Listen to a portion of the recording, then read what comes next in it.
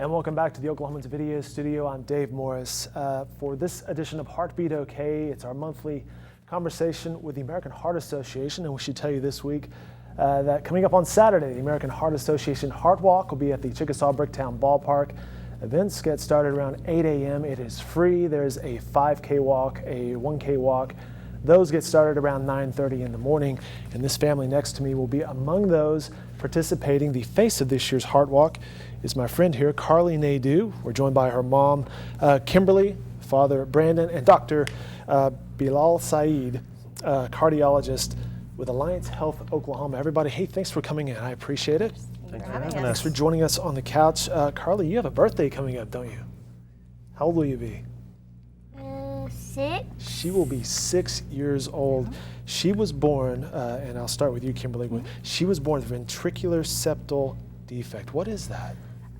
It's basically holes in the heart. Her case was so severe they actually compared it to Swiss cheese. She had just massive amounts of holes, and so she wasn't gaining any weight. They kind of compared it to if you were doing aerobics 24/7. The heart was just constantly working. Right, and so any calories she would take in from the breast milk were just burning right off. So your first child? Yes, my first child. Oh, and geez, so I can only imagine how traumatic that is. Childbirth is, traumatic Right. anyway. So scary. When did you guys discover? Did you notice any?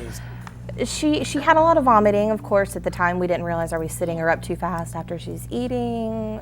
Is this normal spit up? And then one day, Your parents, first kid. How do you know? exactly. Right? And so we thought she was fine. We weren't that concerned at the time. And then one day it was just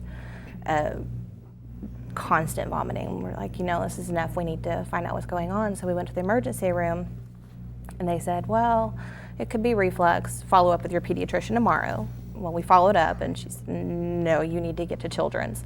So we went to OU Children's, and they said, she's definitely got some turbulence. We can hear it in the heart, and I'm sure you know what those sound like. Absolutely. Doctor, how rare is this to have multiple holes like that? Well, the incidence of congenital heart disease is actually around about 1%. So 1 in 100 live births actually Pretty have low. some form of congenital heart disease. Not unheard of, but pretty rare. Absolutely. Fortunately, most of them are pretty simple. The more complicated ones are actually much less common, and the one that she has is actually also very, very rare. But overall, it is the most common form of congenital disease, if you include brain defects, bone defects, and stomach defects. So congenital heart disease is, in fact, the most common form of congenital disease in babies. Brandon, what did you think when you guys heard this? It scared the heck out of me, honestly. I literally had to leave the room when they called it Swiss cheese heart. That's not what you want to hear. No.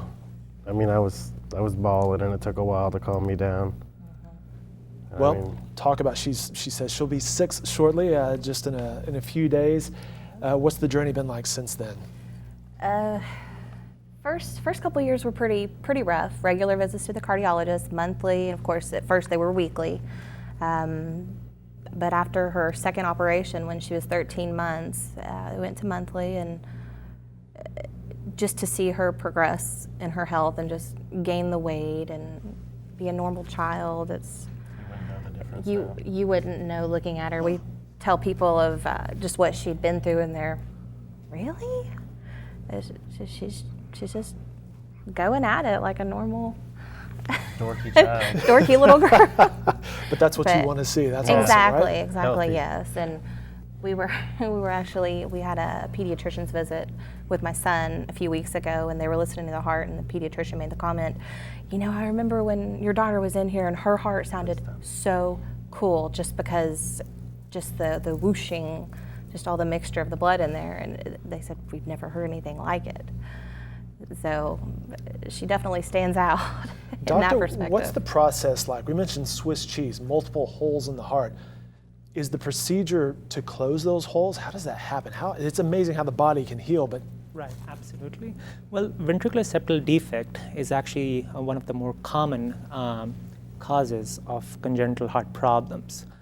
Most of the times, the holes spontaneously close. They close amongst themselves. The reason why we worry about the condition that she had because of multiple holes is because eventually, one was failure to thrive. She wasn't progressing as a normal child, a normal baby should progress. Number two, these children, actually, these babies eventually tend to develop heart failure, heart rhythm problems, and we don't want that to happen. So there are some of the things, some of the procedures with advances in medical technology. If there are big holes that need surgical evaluation and surgical consultation, there are specialized centers all across the country. And these babies should really be watched and monitored by specialists who deal with adult congenital or congenital heart disease rather than regular cardiologists or pediatricians. These doctors have specialized training in congenital heart disease, and they can offer treatments, including medications and surgery, which sometimes needs to be done in the first few weeks or months of life. Let's talk about that a little bit. What are some options for treatment? Well, it really depends on the kind of problem that the baby has. The American Heart Association actually recommends that a newborn should be screened for 4 things. They should be screened for what we call critical congenital heart disease, in which they do a simple test. They check a pulse ox on the baby's fingers and the baby's toes, and they monitor the oxygen level of the baby.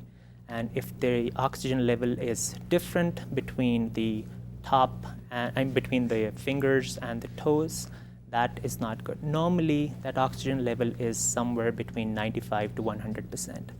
If it's lower than 95%, or if there's a discrepancy between the finger and the toe, then they need to do an ultrasound on the heart just to make sure that nothing is wrong with the heart.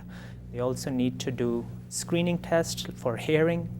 Oklahoma and every state has some newborn screenings that need to be done. It varies state to state as to what kind of diseases they screen for. And the last thing which is recommended is also checking the baby's jaundice level, what we call a bilirubin level, to make sure that all babies are jaundiced when they're born, to make sure that the level is not high enough, and then eventually it comes to a level which is acceptable. For congenital heart disease, like I said, there are specialized centers which can offer surgery if needed. Some babies just need to be monitored very, very closely, and eventually they grow out of their congenital heart disease. The American Heart Association Heart Walk is this Saturday. The face of this year's walk is little Karlie Nadeau. Now, guys, she has a brother. How is Trent?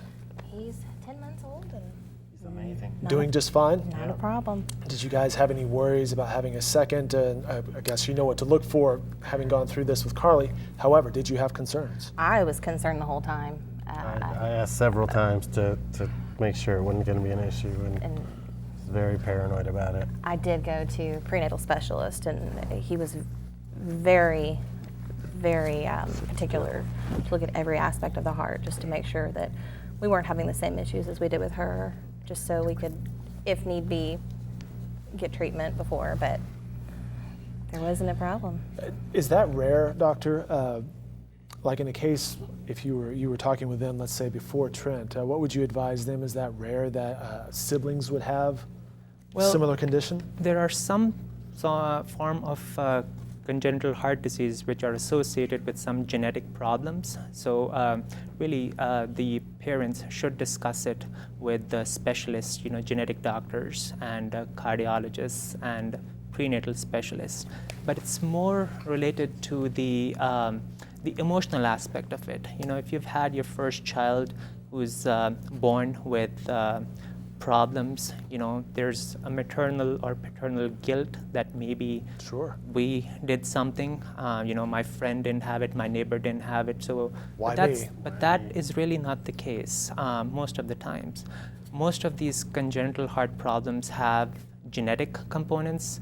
There are some environmental problems. We advise them not to smoke, not to drink alcohol when they smoke. Make sure they're being screened for diabetes and blood pressure, because that affects maternal and the health of the baby. So a lot of the times, the best thing is to, before you get pregnant, you talk to your doctors to see if the mom is taking certain medication. There are some medications like seizure medications, blood thinner like warfarin, which have been associated with not only heart problems, but other problems in general. So your doctor can actually advise you to hold certain medications if you're on it, or prescribe alternatives which are safe during pregnancy. And I guess the best advice I can give to parents is, before you become pregnant, make sure you talk to your doctor so that you can go through appropriate screening and appropriate advice as to what would lead to a healthy baby and a healthy mom at the end of the pregnancy. Important information. Let's come back to Karlie's story. How is she doing these days? She's good. Just like a normal little girl? Just a normal little girl. What does she like to do? Antsy. Not sit still. She likes to play soccer. She likes to play soccer. She loves to play outside. So she's very active, runs, plays. Is. Any concerns? Well, other than being the normal concerned mom. Just being a concerned mom? Sure. No problems. How awesome is that? She's back to, she was born with the Swiss cheese heart, we keep saying, but at 5 going on 6, she's Wouldn't know the difference. fully active. Well, that is Yeah, fantastic. Just a little scar on the chest, no big deal. I understand she likes school. Loves it. Her idea of a fun afternoon is playing school after school. So, but You she's like to always play in school? the books, and she loves to read. She has said several times that she wants to be a teacher when she grows up. So I'm definitely going to encourage that if that's what she wants to do. Well, Karlie, you have an amazing story. One last question for you. What's on your shirt? This is our team shirt for the year. It's Karlie's Mended Heart. This is our 5th year to have this team formed. 5 different shirts? 5 different shirts, one for every member of our team. It's we started it once she was given the okay to be around large groups of people. We signed up, and we've been participating in the Heart Walk every year and trying to help spread that awareness. And so Loves it. she loves it. She looks more forward to the Heart Walk every year than she does on Christmas morning. That's because she gets to wear a cape this year, right? Oh, yes, she We're pretty does. excited about the capes. You get her up, you say it's Heart Walk Day. She's dressed and at the door before you even get out of her room. So she looks forward to it. It's a great event for her to be a part of. Well, that's fantastic. We should say last year, over $1.3 million was raised, and of course that goes to raising awareness and all of those things. The 2016 Oklahoma City Heart Walk, again, it's this Saturday. Events begin at 8 o'clock at the Chickasaw Bricktown Ballpark. 5K walk, 1K walk begin around 9:30. Catch up with these guys as well. Thank you so much for stopping in, sharing your story. That is fantastic about Karlie. Doctor, thank you as well. Thank you for the information. That was very educational. We appreciate it. More episodes of Heartbeat OK can be found every month on newsok.com.